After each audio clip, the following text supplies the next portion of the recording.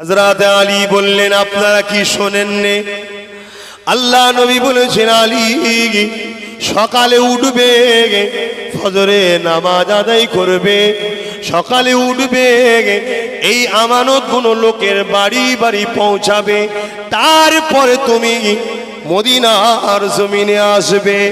যদি আজকে রাত্রিরে আমার মওত থাকতো, নবী যখন বলে দিয়েছে মদিনায় আসবে, মওতের ক্ষমতা নাই আমাকে ছুতে পারবে, কারণ আমিনা লালের জবান দিয়ে বেরিয়েছে। এ যুবক, নবী তো চিনলে না, নবীর গুরুত্ব কি বুঝবে? নবীকে তো ধরলে না, নবীর মাকাম কি বুঝবে? নবী যখন বলে দিয়েছে মদিনায় আসবে, আমি আলী বুঝতে পেরে গেছি অন্য রাত্রিরে আমার মরণ থাকলে থাকবে, কিন্তু দুনিয়ায় যাই হোক না কেন, আজকে রাত্রিরে মদিনায় যাওয়ার আগ পর্যন্ত আলীর মৃত্যু না। তার আগে একটু আমার নবী পাকের আগমন নিয়ে আলোচনা করব। আমার নবী পাক দুনিয়ায় যখন আসবে, আমার নবী আসার আগে আমার নবীর মাকাম সম্মান আল্লাহ কতটা বাড়িয়েছে বিষয়ে একটু বলবো। আজ আমরা এত বড় একটা মাহফিল দিয়েছি, এলাকার মানুষ চাঁদা দিয়ে সবাই মিলে এখানে জড়ো হয়েছে। এই মজলিসে আমি ওয়াজ করছি, আপনারা সবাই শ্রোতা সামিন শুনতেছেন। আমার আল্লাহ তিনিও রুহের জগতে একটা মাহফিল দিয়েছিলেন। খুব ভালো করে শুনুন, আমার আপনার রূহ যে জগতে ছিল, ওই জগতে আল্লাহ একটা মাহফিল দিয়েছিলেন। ওই মাহফিলের ওয়াজিন হলেন আল্লাহ, ওই মাহফিলের খিতাব করবেন হলেন আল্লাহ, ওই মাহফিলে আলোচনা করবেন হলেন আল্লাহ। আলেম ওলামারা জানে, কোরআন তার কাওয়া দিচ্ছে, ওয়াইজ আখাযাল্লাহু মিসাকান নাবিয়িনা লামা আতাইতুকুম মিন কিতাবি ওয়া হিকমা। এই আয়াত হাফেজ কোরআন জানে এবং উলামা হযরতরা জানে। ওই মজলিসে আল্লাহ শুধুমাত্র দাওয়াত দিয়েছে নবী আলাইহিস সালামদের রূহকে, ইমাম বিয়া আলাইহিস সালামদের রূহকে। ওই মজলিসে অন্য কোনো আম মানুষের দাওয়াত ছিল না। বুঝতে পারছেন তো? মাইকে আমার নেতার মাকামটা একটু শোনাচ্ছে আপনাকে, শুনবেন না? কি গো, শুনবেন না? দুনিয়ায় যে আসে মেম্বার হোক, স্টেজে দাঁড়িয়ে তার লিডারের কথা বলে না? বলে না?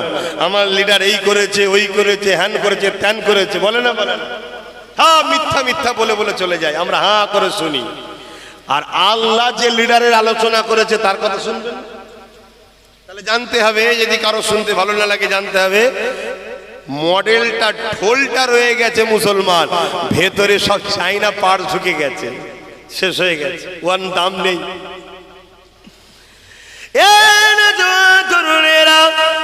আল্লাহ পাক ওই রুহের জগতের মেম্বার তৈরি করেছে।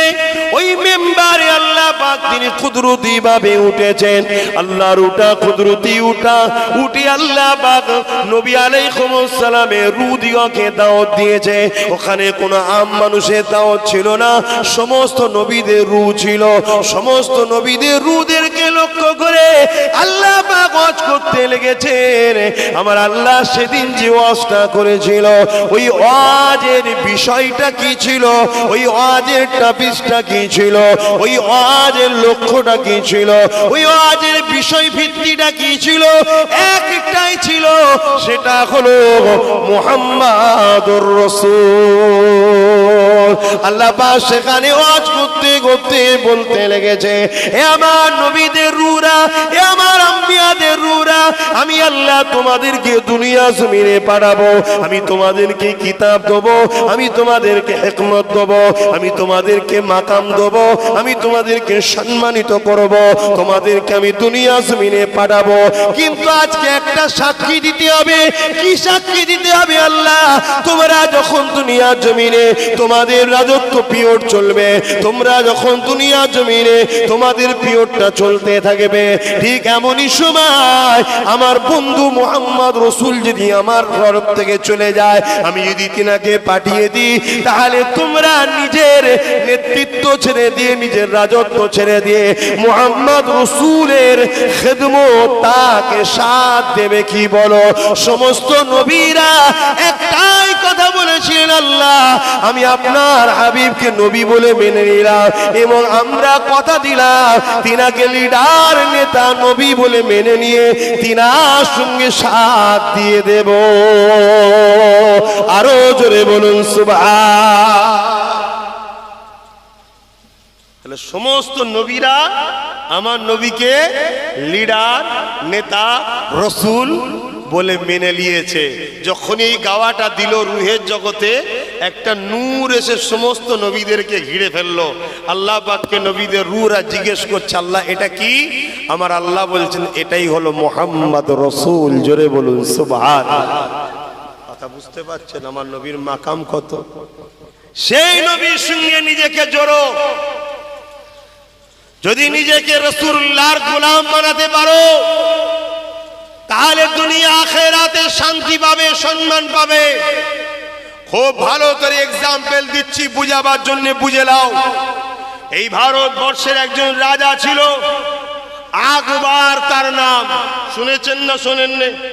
আকবর দ্বীনে ইলাহি বলে একটা কিতাব বার করেছিল, ইসলামের বিরুদ্ধে একটা কিতাব বার করেছিল। নামটা শুনে অজ্ঞান হওয়ার কিছু নেই, নামে কিছু যায় আসে না, কর্মটা হলো আসল ব্যাপার। এই আকবর দ্বীনে ইলাহি বলে একটা কিতাব বার করেছিল। মুজাদ্দেদ আল-বেসানি হুজুরের সঙ্গে আকবরের লড়াই হয়েছিল।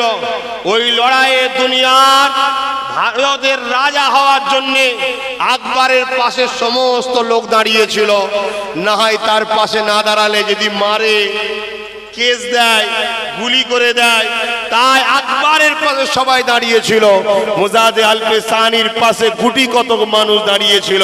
কিন্তু আজ আকবরকে দুনিয়া ভুলে গেছে। তার সমাধি কোথায় কেউ জানে? তার জন্য কেউ কাঁদে, তার স্মরণ করে। কিন্তু মুজাদ্দেদ আল-বেসানির দরবারে আজও কোটি কোটি কোটি মানুষ ছুটছে। জোরে বলুন সুবহানাল্লাহ।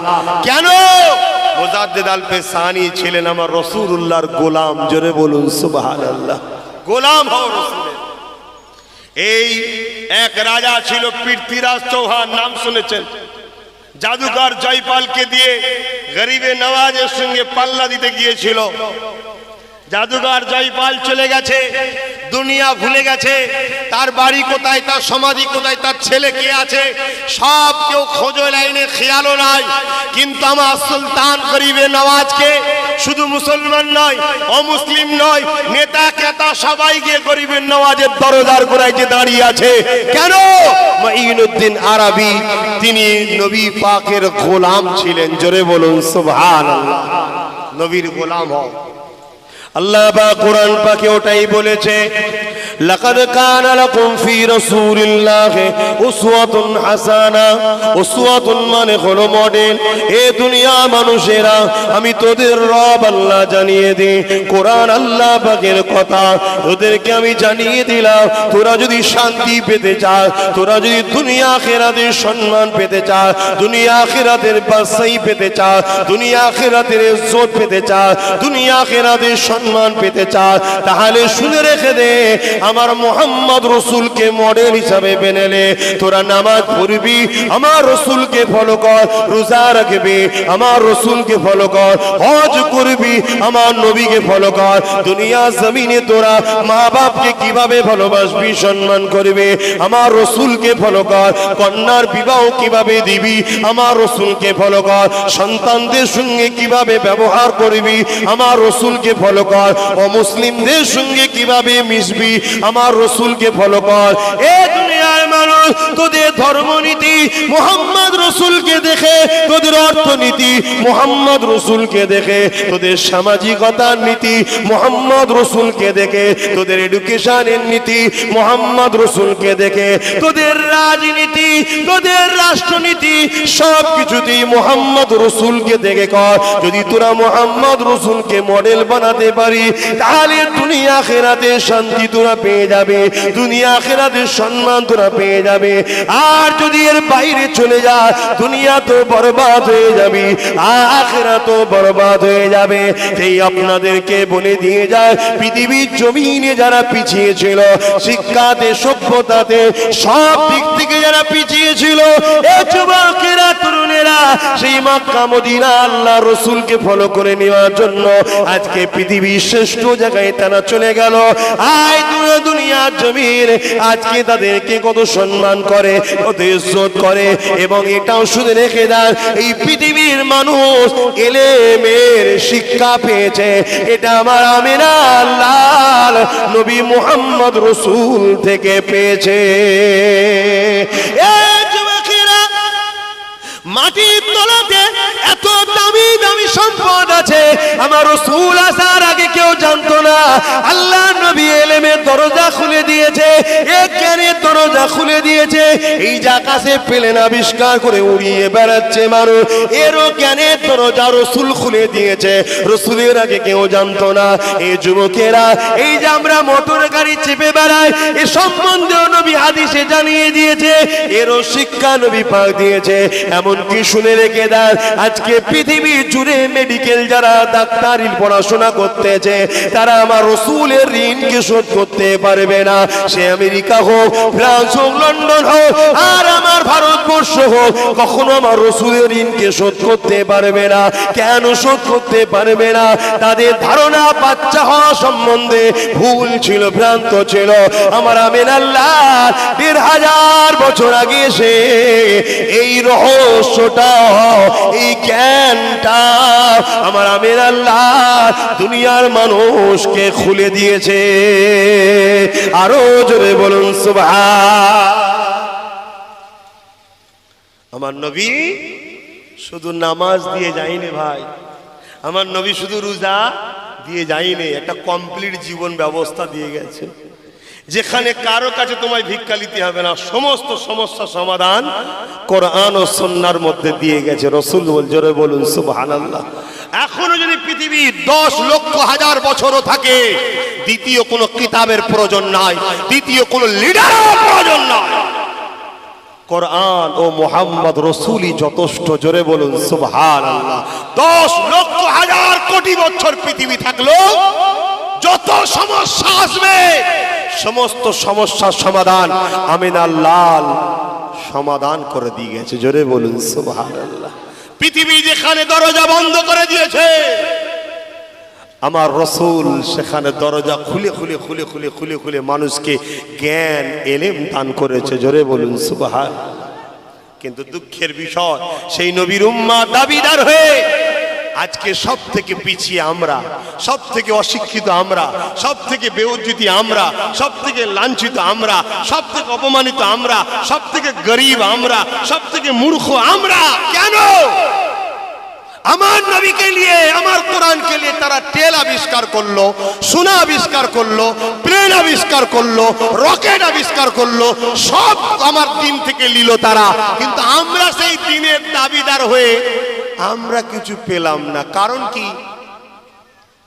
কারণ একটাই, রাসূল বলে গেছে, আমার আখরি নবী বলেছেন, আমার শেষ সময়ের উম্মতরা লুবি হবে। লুবি, রাত্রিরে বিছানায় শোবার সময় ভাবে সকালে উঠে যেন কোটিপতি হয়ে যায়, এত লোক। আরে খাটতে হয়, চেষ্টা করতে হয়, তবে পাওয়া যায়।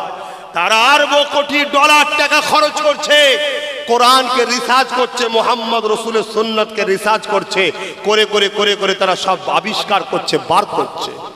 আমার নবী ১৫০০ বছর আগে বলেছে গাঁটের ওপরে কাপড় পরতে হবে পুরুষদের ঘরে, এটা নিয়ে তারা রিসার্চ করেছে, আমরা জানি না কেন বলেছে। আমার রাসূল বলেছে দাঁড়িয়ে পানি পান করো না, বসে পান করো, ১৫০০ বছর আগে এটা নিয়ে তারা রিসার্চ করেছে, আমরা পারি না, আমরা জানি না। আমার নবী বলেছে খবরদার ইস্তেঞ্জা বসে করবে, দাঁড়িয়ে করো না। 1500 বছর ধরে তারা রিসার্চ করছে। আমার নবী বলে যে যত বাচ্চা বয়সে হবে খাতনা দাও, মুসলমানি করো। 1500 বছর আগে বলে গেছে, তারা রিসার্চ করছে। ইহুদিদের বাচ্চা জন্ম হলে খাতনা দেয়। আর পৃথিবীর বুকে সব থেকে শিক্ষা সর্বদিক দিয়ে উন্নতি ইহুদিরা। যার যত ছোটবেলায় খাতনা হয় তার তত ব্রেনকে খোলে আল্লাহ।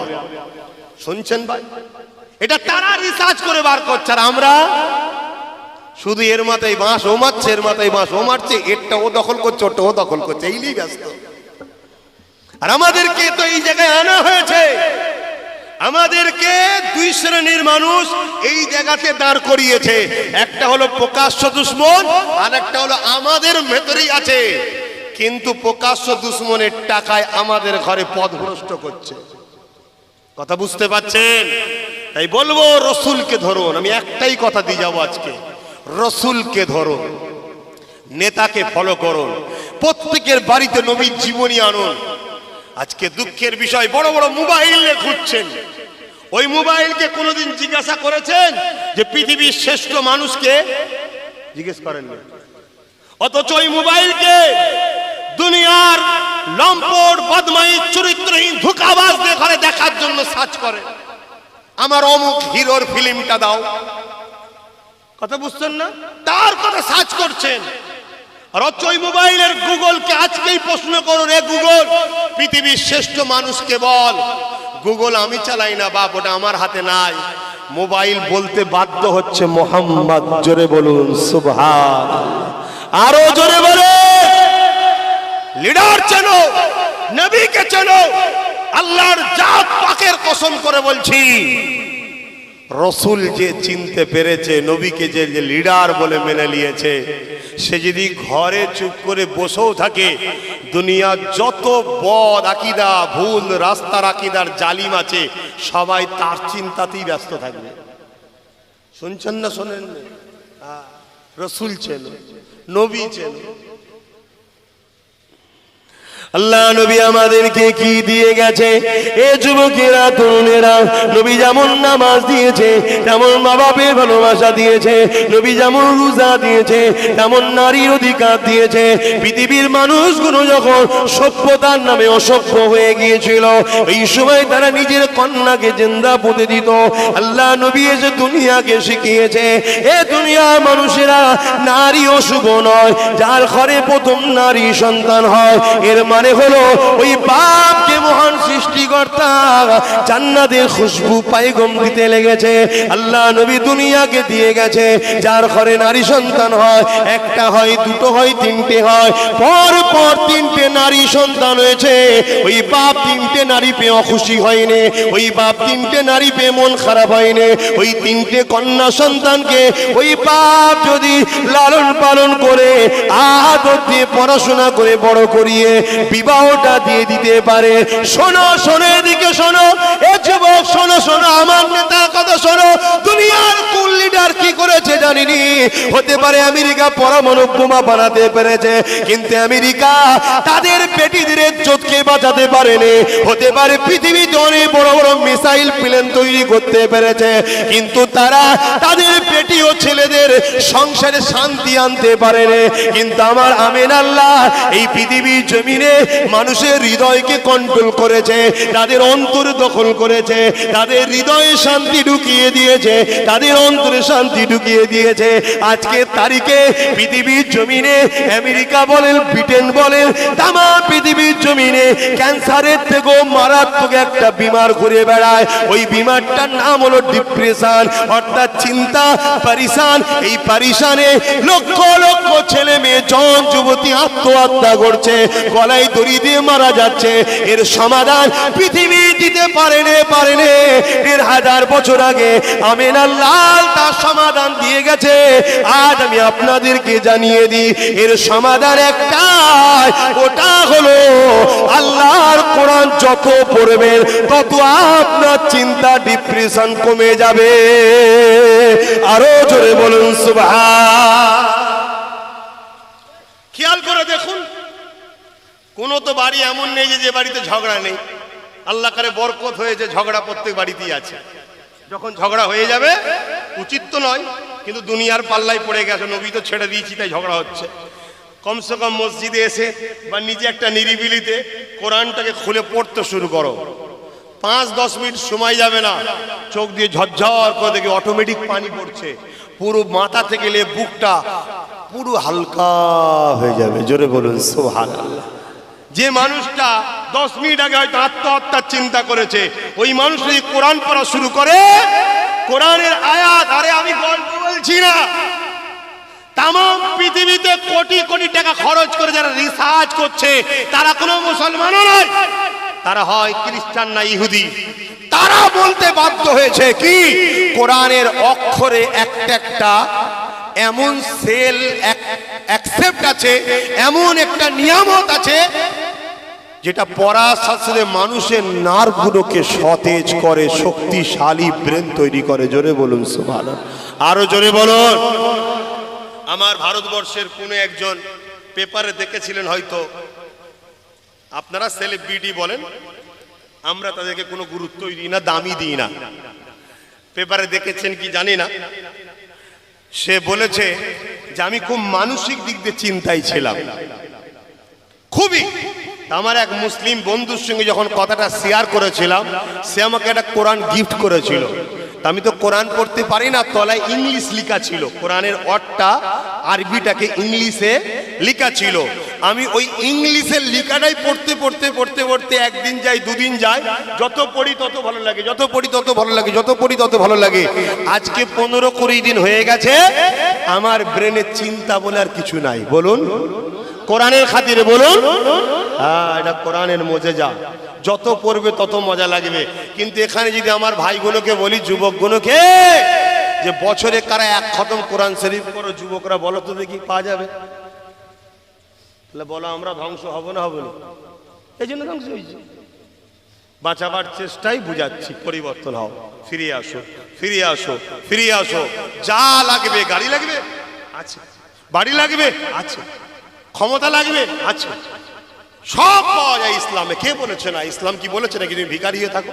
না, ইসলাম বলেছে হালাল পয়সায় বড় হও, কাউকে লুটে নয়, কাউকে মেরে নয়।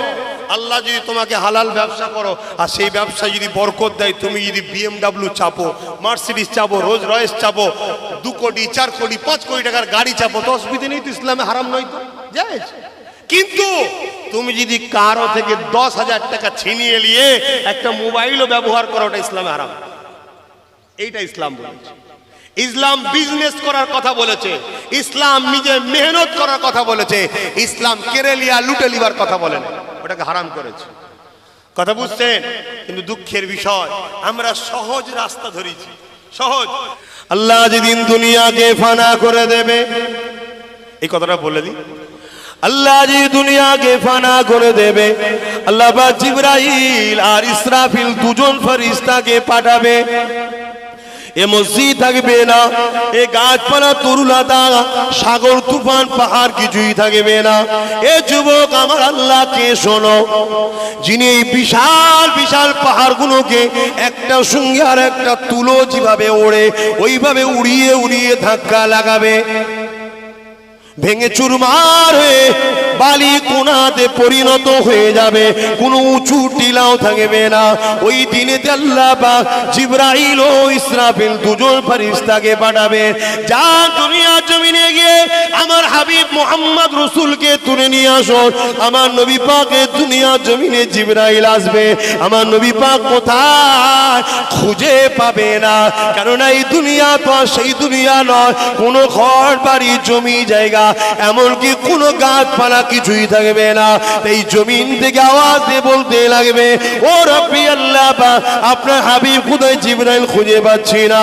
আল্লাহ পাক ওই সময় বলবে, জিবরাইল দুনিয়ার জমিনে কান লাগিয়ে শোনো, যে জায়গা থেকে দেখবে আমার হাবিবের কান্নার আওয়াজ আসছে, যে জায়গা থেকে দেখবে কান্নার আওয়াজ আসছে, ওই জায়গাতে আমার হাবিব তিনার উম্মতির জন্য কাঁদতেছে।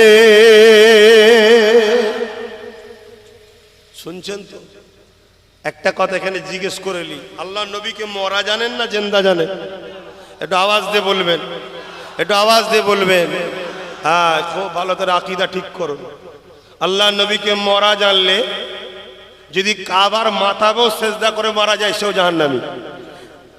যেটা কাবার, যেটা কি বলে, কাবারই অংশ হাতেম, হাতেমের ভেতরেও যদি কেউ নামাজ পড়ে আর কিন্তু তার আকীদা রসুল মারা গেছে, মৃত্যু হয়ে গেছে, শেষ হয়ে গেছে, তাহলে কিন্তু সে জাহান্নামী। শুনছেন, আল্লাহ নবীর ইন্তেকাল হয়েছে। ইন্তেকাল শব্দের বাংলা মানে কি? স্থান পরিবর্তন করা। স্থান পরিবর্তন করা বোঝাবার জন্য বলছি। আপনার নদিয়ার এই গ্রামের একটা ছেলে চাকরি পেয়ে গেছে আমেরিকায়, স্থান পরিবর্তন হয়েছে, চলে গেছে। কিন্তু যদি বন্ধু এখানে কেউ থাকে, মোবাইলে এখন সামনে হ্যালো দেখা যাচ্ছে না, যায়নি, এক কথা বুঝছেন না, বোঝেন না? আমার রসুল দুনিয়াবি জিন্দেগির স্থান চেঞ্জ করে আখেরাতের জিন্দেগিতে রওনা দিয়েছে।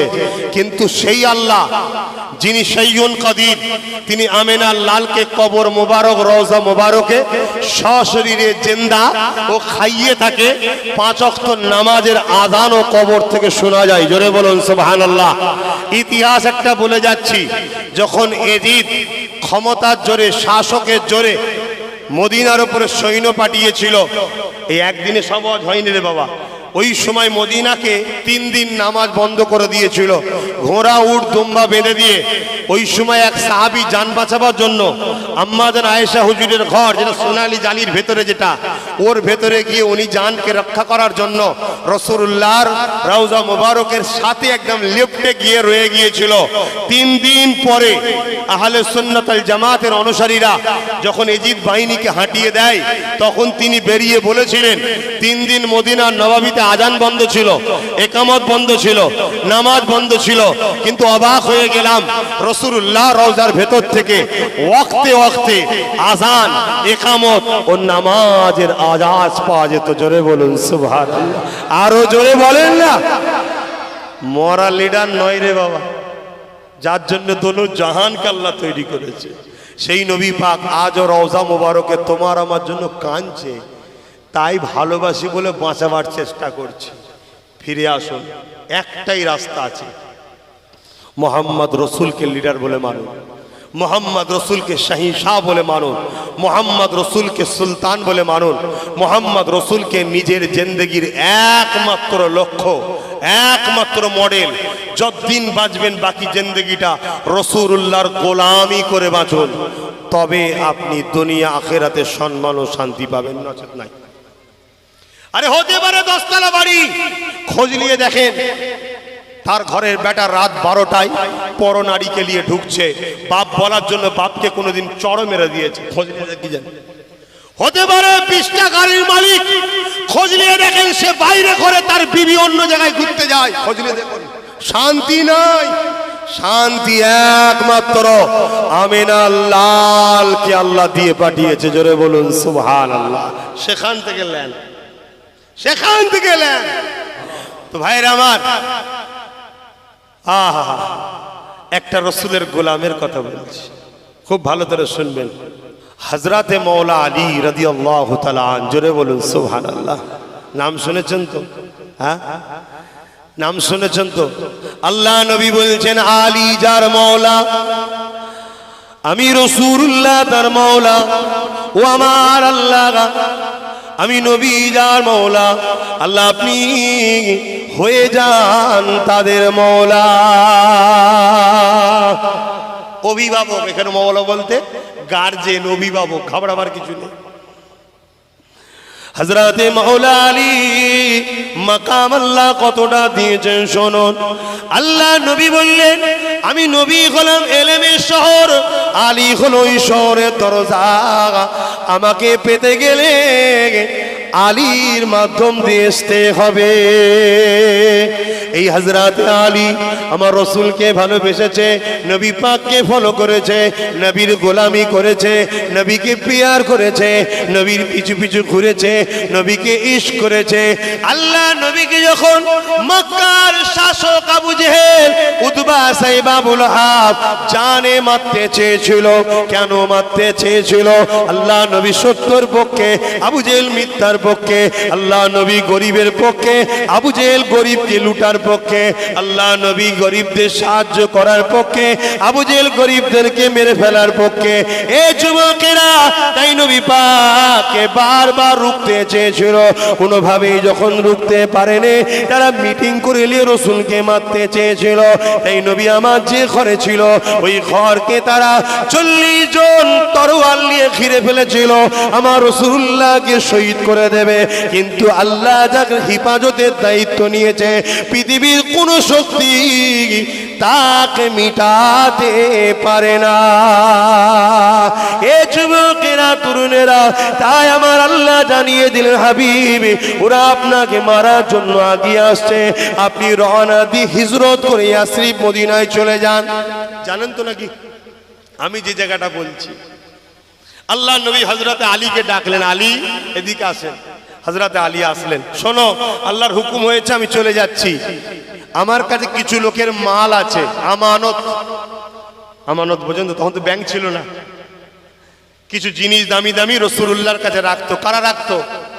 যারা রসুলকে নবী বলে মানে না, কিন্তু আল আমিন বলে মানতো, অর্থাৎ মোহাম্মদ কখনো আমানত খেয়ানত করে না, খুব ভালো, তারাই রাখতো, তারাই দুশ্মনী করত। আল্লাহ নবী বললেন, এই মালগুলো সকাল হলে অমুক অমুক অমুকের কাছে দেবে, দিয়ে তুমি মদিনা শরীফে আসবে। জোরে বলুন সুবহানাল্লাহ। আল্লাহ নবী রওনা দিলেন। অনেক বড় কথা ভাই, রাস্তায় ঘিরে ঘরে বেরোচ্ছিল, ঘিরে ছিল, কিভাবে গেছে না গেছে ওদিকে মতো যাচ্ছে না। আমি মেন জায়গাটায়, মোস্তফা জানের রহমতের গোলাম যে হবে, কাল যদি ফাঁসির অর্ডার থাকে, আগুনে শোয়াবার ব্যাপার থাকে, বা তাকে চতুর্দিকে ঘিরে ফেলে মেরে ফেলার জন্য অর্ডার থাকে, তারপরও সে নিশ্চিন্তায় ঘুমিয়ে থাকে, কোনো চিন্তাই থাকে না। জোরে বলুন সুবহানাল্লাহ। এইটা বুঝাবার জন্য এই কথাটা বলছি, শুনছেন তো? সাহাবা হুজুর, নবী পাক এবং আরো অনেকে সবাই চলে গেল। সবাই মদিনা শরীফে গিয়ে চিন্তায় আছে যে আমার ভাই আলী হয়তো আর বাঁচবে না। কেন? যে ঘরটায় সন্ত্রাসরা ঘিরেছে, ওই ঘরটা রাসূলুল্লাহর হুজরা মোবারক। যে বিছানাটায় রসুল শুতেন, ওই বিছানাতে আল্লাহর নবী হযরতে আলীকে শুইয়ে গেছে, এবং নবীর চাদর হযরতে আলী ঢেকে শুয়ে আছে।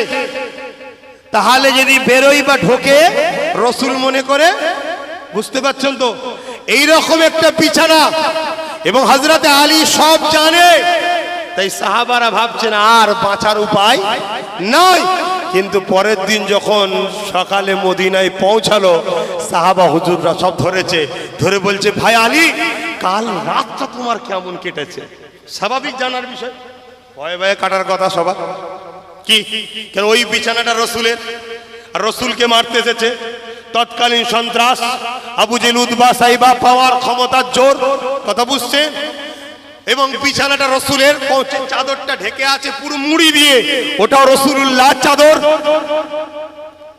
তাই সাহাবারা জানতে চাইছে, হযরতে আলী বলেছিলেন, সেই প্রভুর শপথ করে বলছি, যার কুদরতি হাতে আলীর জান আছে, আমার জ্ঞান হওয়া থেকে নিয়ে আজকের দিন পর্যন্ত কালকের রাতের মতো নিশ্চিন্তার ঘুম আলীর কোনোদিন হয়নি। জোরে বলুন সুবহানাল্লাহ।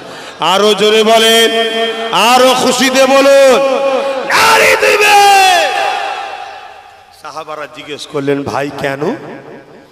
হযরতে আলী বললেন, আপনারা কি শোনেননি? আল্লাহ নবী বলেছেন, আলী সকালে উঠবে, ফজরে নামাজ আদায় করবে, সকালে উঠবে, এই আমানতগুলো লোকের বাড়ি বাড়ি পৌঁছাবে, তারপরে তুমি মদিনার জমিনে আসবে। যদি আজকে রাত্রিরে আমার মত থাকতো, নবী যখন বলে দিয়েছে মদিনায় আসবে, মতের ক্ষমতা নাই আমাকে ছুতে পারবে, কারণ আমিনার লালের জবান দিয়ে বেরিয়েছে। এ যুবক, নবী তো চিনলে না, নবীর গুরুত্ব কি বুঝবে? নবীকে তো ধরলে না, নবীর মাকাম কি বুঝবে? নবী যখন বলে দিয়েছে মদিনায় আসবে, আমি আলী বুঝতে পেরে গেছি, অন্য রাত্রিরে আমার মরণ থাকলে থাকবে, কিন্তু দুনিয়ায় যাই হোক না কেন, আজকে রাত্রিরে মদিনায় যাওয়ার আগ পর্যন্ত আলীর মৃত্যু না। এটা নবী মানা, এটাই নবীর গোলাম। নবী বলেছে যে মানুষকে লোটে না, মানুষের ক্ষতি চায় না, মানুষের বুড়াই চাই না, যে আমার আল্লাহর উপরে ভরসা করে চলে, পৃথিবীর সবাই এক জায়গায় হয়ে গেল তার কোনো চিন্তার কারণ নেই। জোরে বলুন সুবহানাল্লাহ। তাই আমি বললাম মোস্তফার গোলাম যে হবে তার কোনো চিন্তা নেই। কিন্তু দুঃখের বিষয়, আপনাদের ঘরে যদি বলা হয় মোহাম্মদ রসুলের জন্য এক রাত এখানে দাঁড়াও, আমি বলছি হাতে গোনা কয়েকজন ছাড়া বাকি কাউকে পাওয়া যাবে না। অথচ বলি আমরা রসুলকে ভালোবাসি। আরে এরকম উম্মত আনারে কাদারে হাজারো কোটি পড়ে আছে, কি করবে? এলে কি লাভ? সলিড 313টা, সলিড 313টা বদরে ছিল। কটা? 313। আর ইমাম মেহদী সাল্লাম আসবে, টোটাল ভারত থেকেও এক রয়াতে 313 জনই শুধু হুজুরের সাথ দেবে, বাকি সব টাকার পিছনে ছুটবে। বুঝছেন না? দালালদের পিছনে ছুটবে, জালিমদের পিছনে ছুটবে, চোরেদের পিছনে ছুটবে, সন্ত্রাসদের পিছনে ছুটবে। আর তাই তো তারা এখন থেকে বাগান তৈরি করছে, ফ্রি ভিক্ষা দিয়ে দিয়ে বাগান তৈরি হচ্ছে, আর আমরা সেই নিয়ে চেটে চেটে খাচ্ছি। খাও খাও। আর যদি মনে হয় না আমি ভুল করি, আব্বাস সিদ্দিকী ঠিক বলছে, এখান থেকে ঘরে যাবার আগে তওবা চাই। নামাজ পড়ুন আজ থেকেই, নামাজ পড়ুন আজ থেকেই। টুপি নেই, পায়জামা পাঞ্জাবি নেই, প্যান্ট শার্ট ওই হালেই পড়ুন। তোমার লেবাসটা খারাপ, কিন্তু সেজদা তোমার খারাপ কে বলেছে? দাও আল্লাহকে সেজদা। এখান থেকেই তওবা করে শুরু করো যে বাকি জিন্দেগি মুস্তাফা জানের রহমতের কদমে কুরবান করে দিলাম। নবীর জীবনী পড়ব, নবী যেভাবে চলতে বলেছে সেভাবে চলবো। खुदा की अज़मते क्या है, मोहम्मद मुस्तफा जाने, मकामे मुस्तफा क्या है, मकामे मुस्तफा क्या है, मोहम्मद का खुदा जाने। सदा करना थी मेरे बस, मैंने तो सदा कर दी, सदा करना थी मेरे बस, मैंने तो सदा कर दी। वो क्या देंगे मैं क्या लूंगा, वो क्या देंगे मैं क्या लूंगा, सखी जाने गदा जाने, खुदा की अज़मतें क्या है, मोहम्मद मुस्तफा जाने, मकामे मुस्तफा क्या है, मोहम्मद का खुदा जाने। कहा जिब्रील ले सिदरा तलक मेरी रसाई थी, कहा जिब्रील ले सिदरा तलक मेरी रसाई थी, है यहाँ से कितनी मंजिल आगे, है यहाँ से कितनी मंजिल आगे, नबी जाने खुदा जाने। বলুন না সুবহানাল্লাহ। বুঝতে পারছেন না? সিদরাতুল মুনতাহা জিবরাইল সাল্লাম বলছে এখান থেকে আরো আগে আল্লাহর আরশ কত মঞ্জিল আছে আমি জানি না, আল্লাহ জানে আর নবী জানে। জোরে বলুন সুবহানাল্লাহ। তাই তো একদিন জিবরাইল আয়াত নিয়ে এসেছে আমার রাসূলের কাছে, ওহী কালামুল্লাহ। এসে বলছে হুজুর পড়েন। আল্লাহ নবী বলছেন কি পড়বো? বলেন আলিফ। আল্লাহ নবী বলছে বুঝতে পেরেছি বলো। লাম। আল্লাহ নবী বলছে বুঝতে পেরেছি বলো। মিম। নবী বলছে বুঝতে পেরেছি বলো। লাম। নবী বলছে বুঝতে পেরেছি বলো। জালিকাল কিতাব লা রাইবা ফি। রাসূলও বললেন জালিকাল কিতাব লা রাইবা ফি। জিবরিল জানতে চাইছে হুজুর ব্যাপারটা কি? আলিফ লাম মিম যখন বললাম আপনি বললেন বুঝতে পেরেছি, আগে চলো বলো। আর জালিকাল কিতাব লা রাইবা ফির বেলা বেলায় আপনিও তেলাওয়াত করলেন, তখন বললেন না বুঝতে পেরেছি চলো। আল্লাহ নবী বলেছিলেন জিবরিল রে জালিকাল কিতাব লা রাইবা ফি, এর মানে তুমি জানো? জি হুজুর জানি, আমি মোহাম্মদ রসুলও জানি, আমার উম্মতরাও জানবে, কিন্তু আলিফের মানে তুমি জানো? জিবরিল বলল জানি না। লামের মানে তুমি জানো? জিবরিল বলল জানি না। মিমের মানে তুমি জানো? জিবরিল বলল জানি না। রসুল বললেন এর মানে আমি মোহাম্মদ জানি। জোরে বলুন সুবহানাল্লাহ, আরো জোরে বলে। সেই নবীকে চিনুন। আজকে সেই নবী থেকে আমাদেরকে দুই শ্রেণীর লোক সরাচ্ছে।